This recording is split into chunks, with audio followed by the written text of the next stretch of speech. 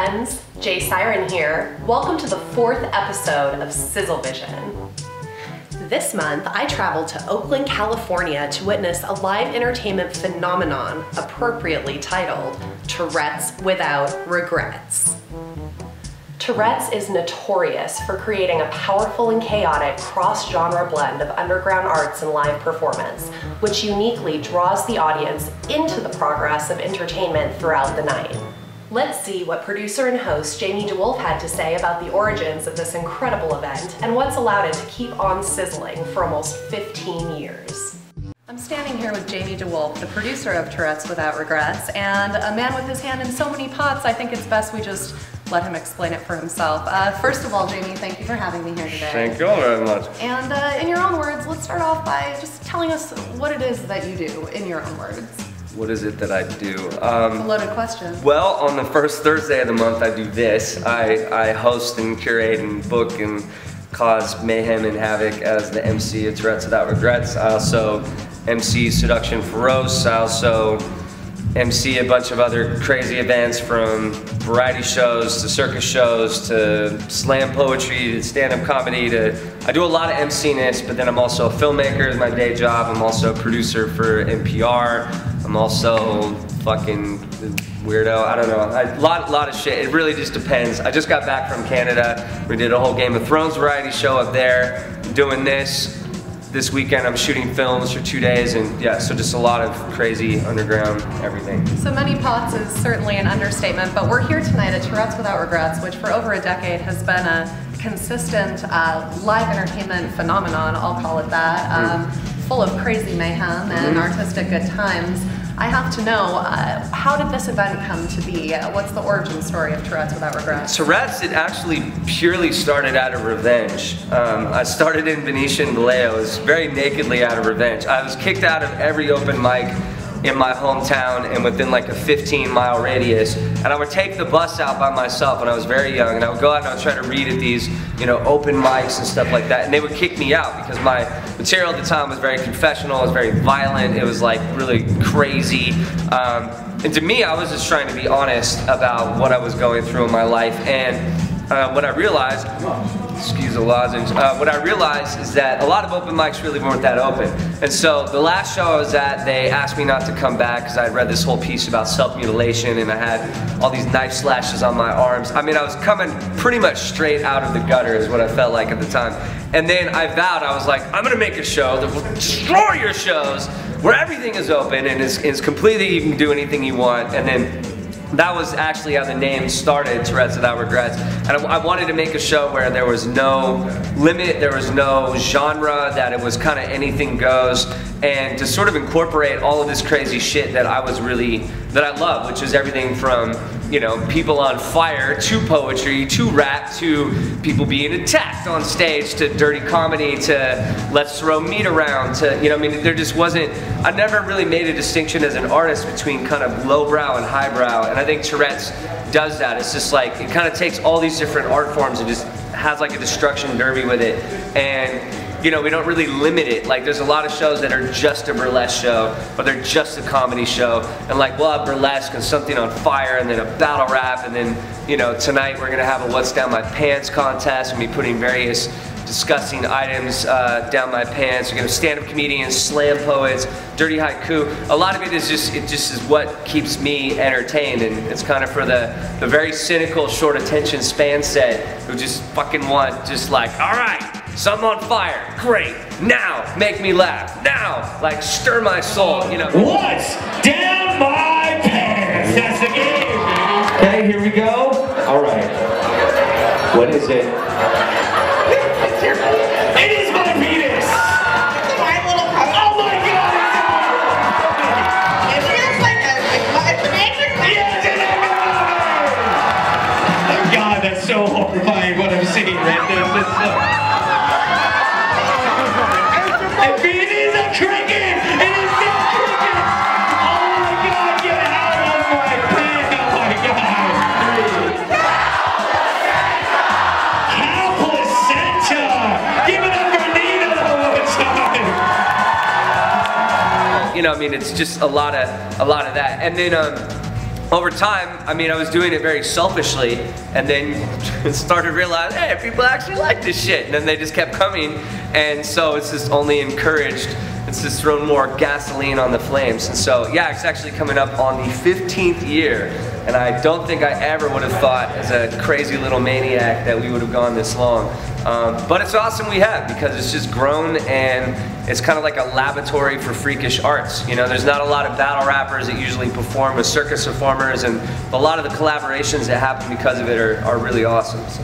It is definitely unique, and I imagine over the past 15 years of hosting and producing this high-impact, rapid-fire, insane collaboration of different genres under one roof, I must ask you the question, what is the craziest thing that you have ever had to contend with on the Tourettes stage? I mean, I've seen bologna and tampons, rubber chickens. I mean, shock me, Jamie. Tell me what it is. Craziest thing? That shocked you on the Tourettes stage. I would say my favorite story, and it's a very important learning lesson for any host out there, is an extreme dose of humility.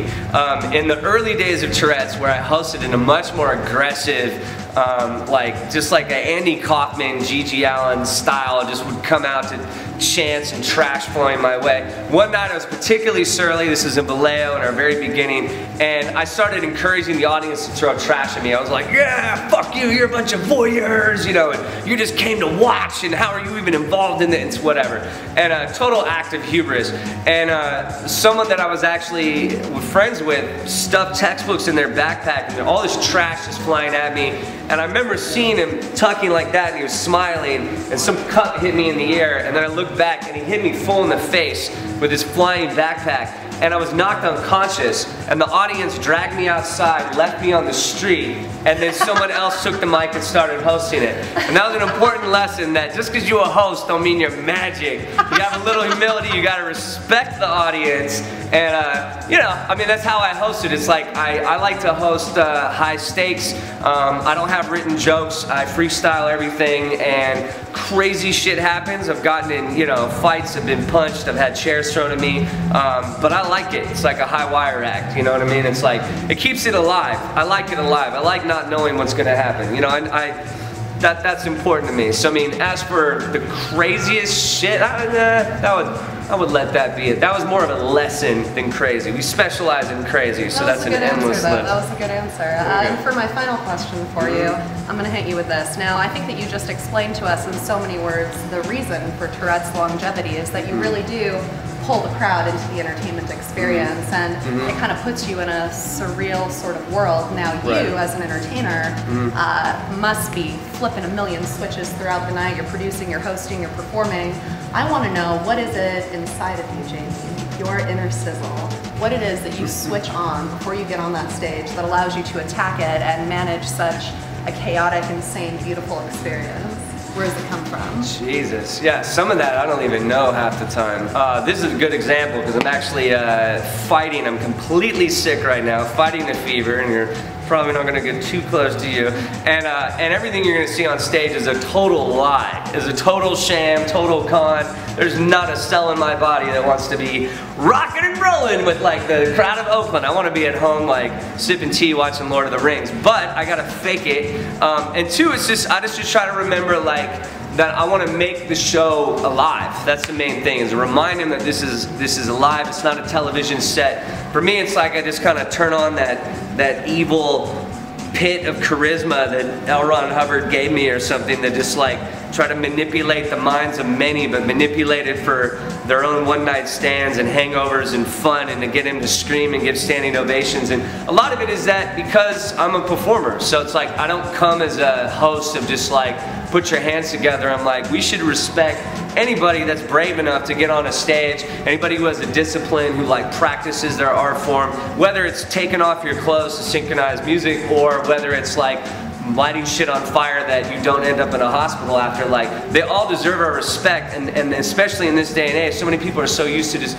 being in a voyeuristic experience and just sitting there and watching. So to me, it's to constantly like slap people in the face and remind them like, this is it. This is all the life you get. It's happening in front of you. These performers hear you, they see you, so fucking make some noise, because, you know, you might get in a car crash and a DUI on the ride home. So fucking enjoy it. That's the thing. It's a ride. You bought the fucking ticket, so let's hit it on, let's hit the speed, you know? Well, I love it, and that's sizzle if I've ever heard it. You want to say it with me once?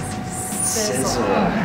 So we got a couple ground rules to get this bitch started. Rule number 1, fuck your phone. Fuck your phone. Number 2, here we go. Don't abuse drugs. I.e. share, you fucking douchebag. You don't need the whole goddamn blood. Share, alright? Yeah. Fuck tonight. Who wants some fuck tonight? Rule number 4, make some noise.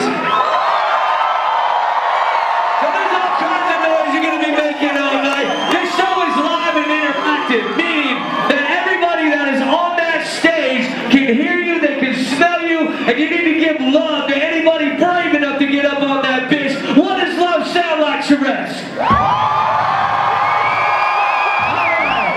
And the last rule, this shit is live. They're all kind of contest bitches. This is not a motherfucking Netflix episode. This is live underground art. You are a part of this show, and your life is fucking short. So how many people want to enjoy this show tonight and be a part of it?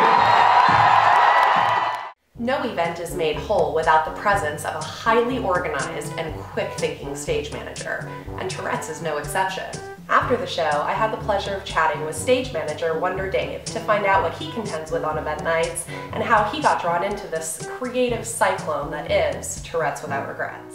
Thank you for talking to me tonight. We just had a slamming show. The room is full of debris, which means that you did your job, certainly. Why don't we start with just telling me in your own words what it is that you do as a stage manager and on-stage personality. On stage I get crazy. Off stage I make sure Jamie doesn't get all caught up in his feelings. He's a wonderful man and I take care of him. That's what I fucking do. I make sure that everything runs smoothly. I set up the set list. I talk to our acts about what they need. And then I wear silly makeup and stick out my tongue a lot. So you do the work and you have the fun. Yes! Now that of course begs the question, how did you become involved with this wonderful phenomenon that is Tourette's Without Regrets? Through another poet from Minnesota who Jamie is friends with. I myself am from Minnesota. She's like, you love Jamie, get out there, do it. They threw me up in the Dirty Haiku battle. I won that for a couple of months in a row and the crowd really loved me and I really loved the show. They were like, stick around and help us. And I was like, I will stick around and help you, show. You need me and I need you. They gave me a clipboard. I fucking love clipboards. I organize with them and I feel so good about myself. So. Well, you bring a wonderful attitude to the stage and behind the scenes. I did an act tonight and we got the chance to work together on that level. Yes. And, you know, experiencing Tourette's in its fullest, I have to ask what you believe makes this show sizzle. What makes this show sizzle? The variety of things you are going to see at this show is what makes it sizzle. There's nowhere else in the Bay Area and very few places in America that you can see this many different things. We had battle rappers tonight, we had great poets, we had comedians, we had a man suspended by hooks spinning fire for a room full of screaming people, and like, people are just willing to get on stage and do like crazy shit. People reached into Jamie's pants and grabbed out dead crickets. Which, by the way, that dead cricket's my idea. I'm gonna put dead crickets in Jamie DeWolf's underwear. I came up with that. So all of the things. All of the things. All of the things. And with it comes an immense sizzle that I'm sure will carry the show far into the future. And Wonder Dave, I mean, let's have a hug and a sizzle. Hug, yeah, hugging sizzle. Sizzle. And now it's time for a 10-second dance party. Did you say a 10-second dance party? 10-second dance party. I'm standing here with Cam, who's won the Tourette's Without Regrets rap battle 5 times and running, correct? Still running. Still champ. I think we should start this interview off by asking you, what was that first time like? The Tourette's cherry popping, that first time you stepped on that stage and won that battle. What was your thought process going into it? What did the experience feel like for you? The first one was crazy. Like, I didn't expect it to be that many people. And so, like, they were just like, oh, it's, Tourette's, Matt KO is the one that dragged me. He was like, you gotta come, I'll pay for you to get in, all that. He picked me up, brought me, and it was like, I got in there, it's like 300, 400 people just packed in the whole place. Walk backstage, I see all the rappers, and then one of them tells me, oh yeah, I've won here before. A couple of them say they won here before, so I'm like, okay, there's a couple champs, like, see how it goes. And in the first round, it was kind of over.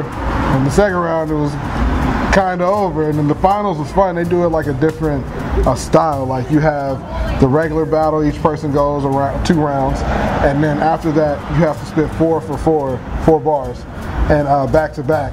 And then you have to do it a cappella, and then that's how they end it. And then the crowd gets to pick. They have X's and O's. You got to stand on the right side. It's crazy.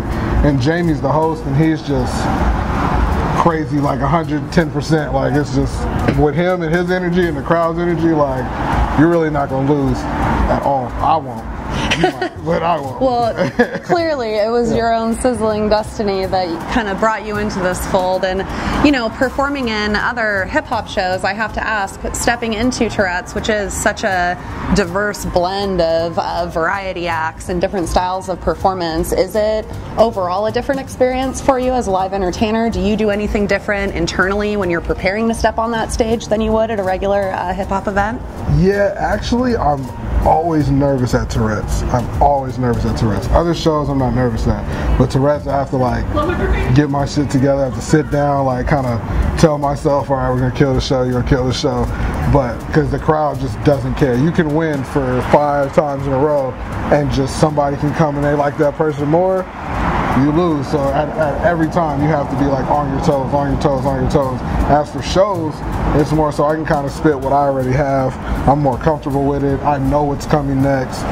Tourette's, you have no idea what's coming next. I had to battle a female and she was crazy, and that's a whole nother battle. Like that's when it comes out, people understand. But battles like that, you're never ready for it. That element of surprise definitely makes it real. I know I had a great time performing on stage with you at Tourette's. That was a blast. Hell of fun. And so now, you know, kind of branching out into this other kind of style of live entertainment, that leads to the question, how has your participation in Tourette's kind of affected your path as an artist? Has it informed any decisions that you've made moving to the future? And what future projects do you have coming up right now?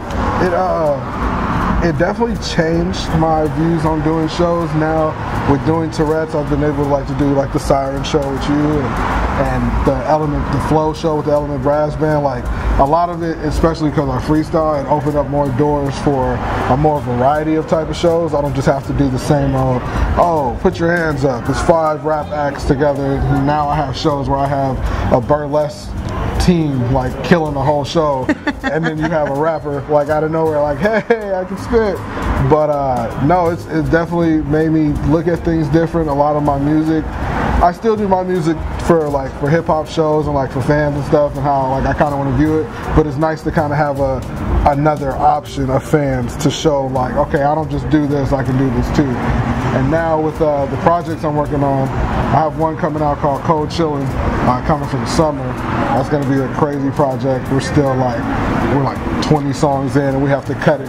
So we're trying to put songs together and see how it goes. But this summer it's going to be insane. I have another project coming out with a producer. His name's Brian.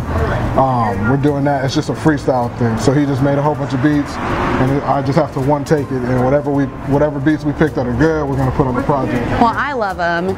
He's certainly sizzling. I say if you see Cam on a bill, don't miss him. We had a great time at Tourette's, and I bet you'll probably see him there again, right? Oh yeah. The wind's a little too sweet. Yeah. Always. Now, I see they kicking the flow.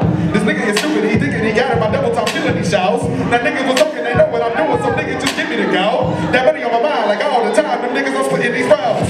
Damn, I'm killing these flows. Doing that shit, but they know it's with ease. Niggas be talking that bullshit, but niggas, they thinking they got it, I'm doing it, please.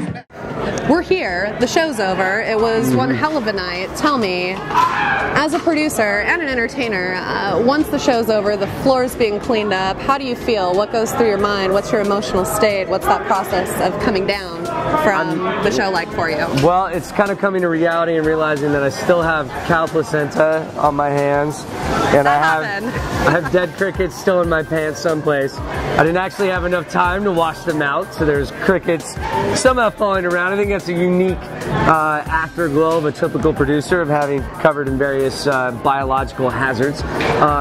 Generally, by the end of it, it's like, you know, like I said before we started, I can only predict so much of it, and there's a lot you can't. There's a lot of chaos.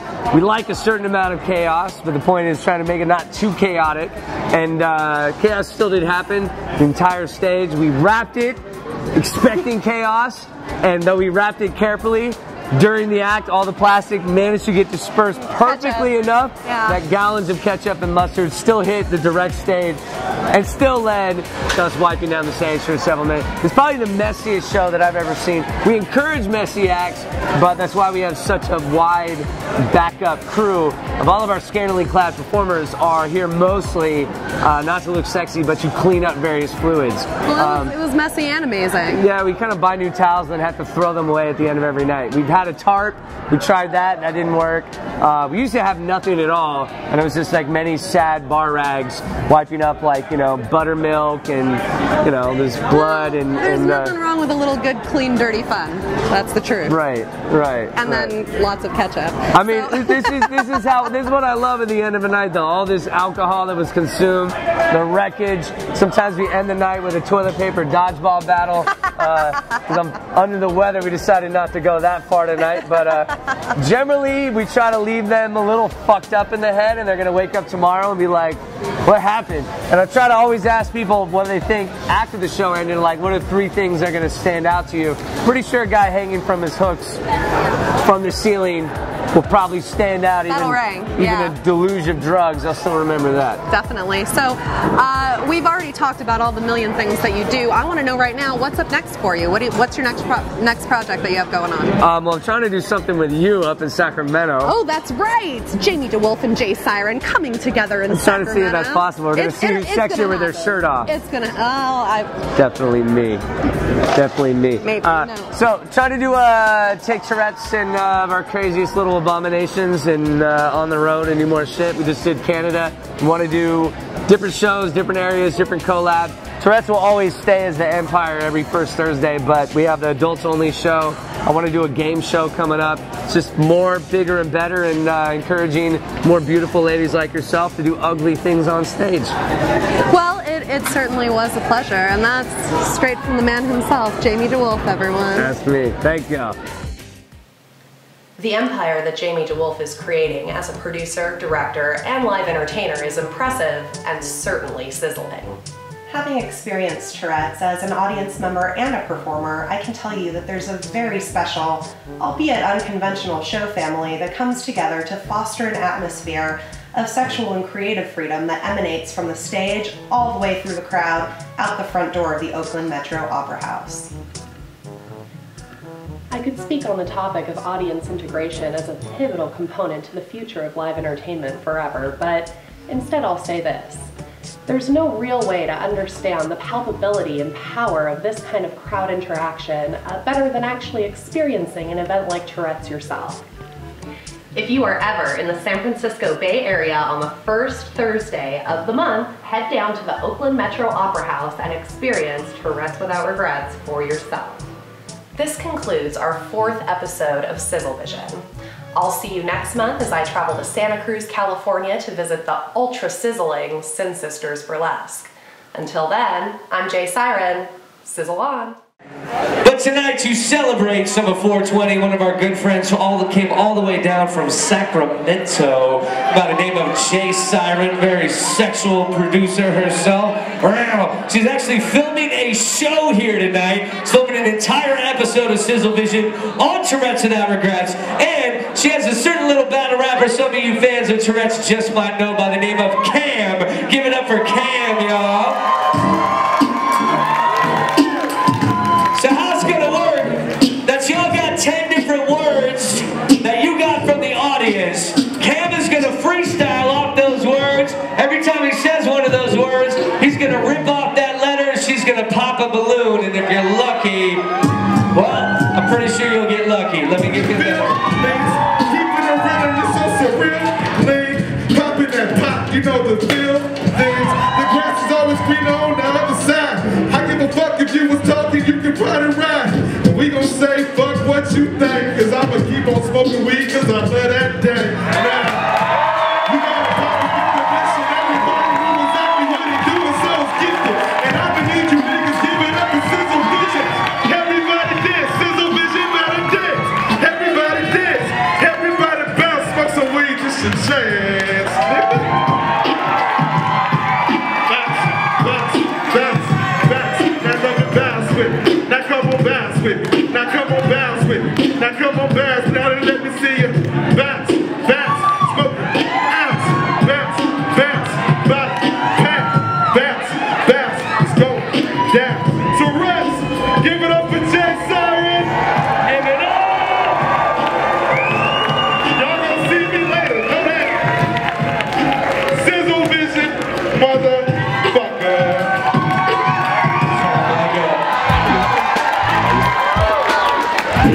Fucking clowns! It's the time of the night where the clowns start multiplying. Who sees a clown around and point at him? The clowns are starting to sneak amongst you, or you know they'll be everywhere.